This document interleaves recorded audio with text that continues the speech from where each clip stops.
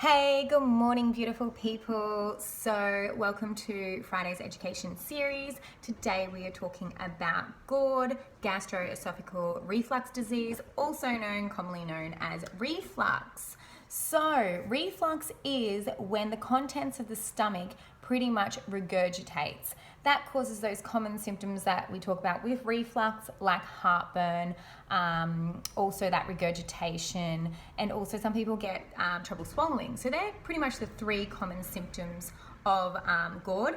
If you haven't already done so, make sure you check out my post on GORD. I popped up this morning, so that talks about the common signs and symptoms, the causes, the common causes, and a little bit of details about PPIs, which are medications often used in GORD, and why it's kind of controversial to actually use those types of medication. But check out the post on that, because today we'll quickly run through some of the common causes of reflux.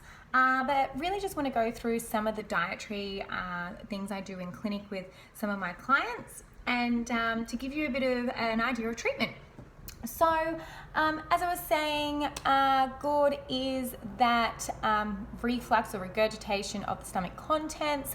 Common causes or risk factors involved in reflux are obesity is one.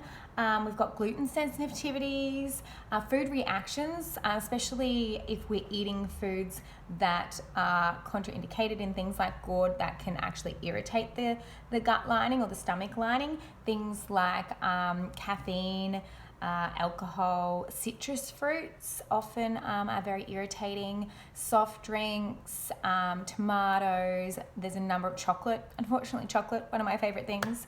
Fried fatty foods, that sort of stuff can all contribute or are risk factors in reflux. The other things are like hiatus hernia. If you've heard of that, it's actually a mechanical reason for reflux. There are some great videos by chiropractors, osteos, physios on YouTube that show you actually some really good exercises to help with it when it's coming from a mechanical perspective.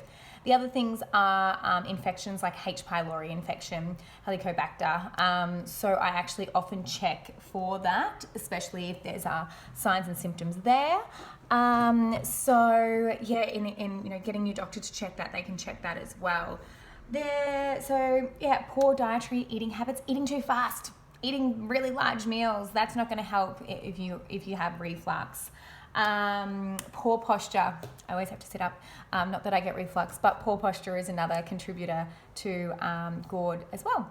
So let's chat some things that you can do about it. So just talking about diet, because as I'm a naturopath, I use a lot of herbs in clinic and a lot of nutritional medicine.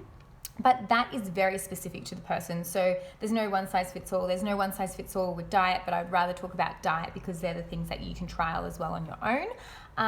But however, not everybody's going to work with one specific change in their diet.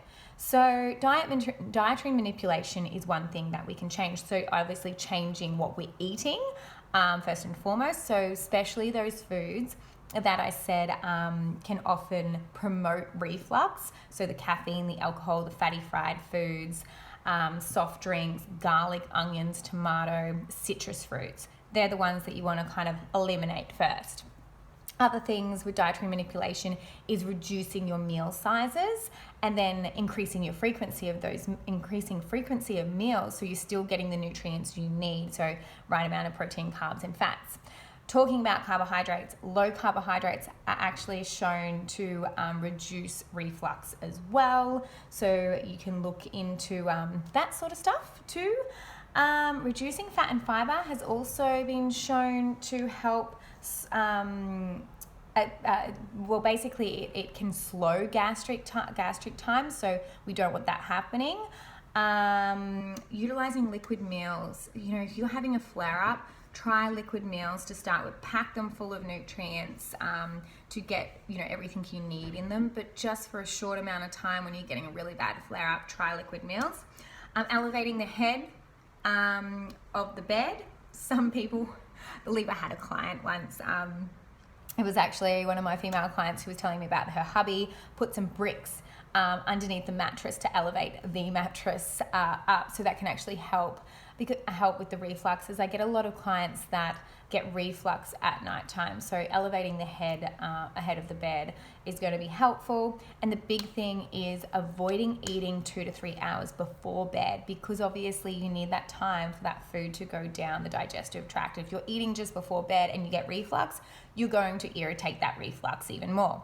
Other thing, which is really pretty common sense, but just in case you don't know, no smoking. Avoid smoking. If you have reflux, get rid of it. Kick the habit. There are a number of things that we can use in natural medicine to help reduce and kick the habit of smoking too. So hopefully that gives you some idea today on some dietary stuff to help with reflux. And we'll check back in next week for a different topic. Talk to you soon. Bye.